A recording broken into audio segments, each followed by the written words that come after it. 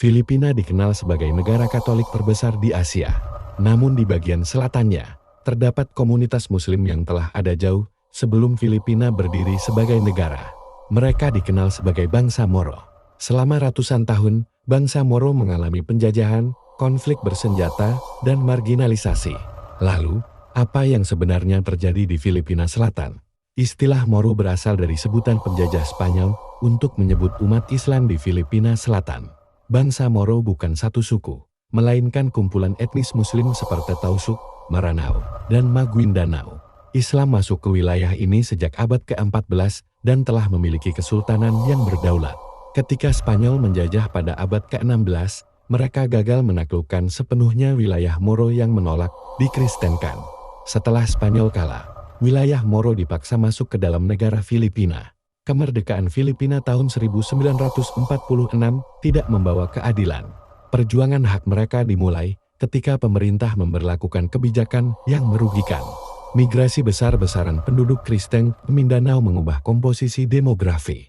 Puncaknya adalah kebijakan hukum agraria, seperti Public Land Act, yang mengklasifikasikan tanah leluhur Moro sebagai milik negara, sehingga mudah diambil alih. Perampasan tanah ini menjadi akar ketidakadilan ekonomi dan sosial. Ketegangan memuncak pada tahun 1968 dalam insiden Jabida, di mana ratusan pemuda Moro yang dilatih militer dibunuh. Peristiwa ini memicu perlawanan bersenjata.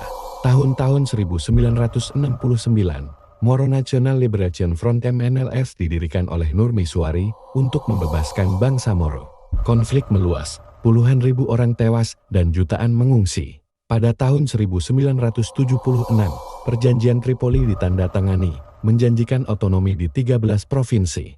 Namun, pemerintah hanya mengimplementasikannya di 10 provinsi dengan kekuasaan yang terbatas, memicu kekecewaan dan lahirnya Moro Islamic Liberation Front MGLF. Konflik terus berlanjut hingga awal tahun 2000-an dengan operasi militer besar-besaran yang menyebabkan krisis kemanusiaan. Setelah puluhan tahun, dialog damai akhirnya membuahkan hasil. Tahun-tahun 2014, pemerintah Filipina dan MGLF menandatangani perjanjian komprehensif tentang bangsa Moro. Puncaknya adalah lahirnya bangsa Moro Organik Laubewodal pada tahun 2018 yang disahkan melalui referendum. Tahun-tahun 2019, bangsa Moro Autonomous Region in Muslim Mindanao BRMM resmi berdiri. Wilayah ini memiliki parlemen, sistem peradilan syariah, dan otonomi fiskal yang lebih besar. Meski perdamaian tercapai, tantangan sosial dan ekonomi masih besar, seperti kemiskinan, pembangunan infrastruktur, dan ancaman kelompok ekstremis.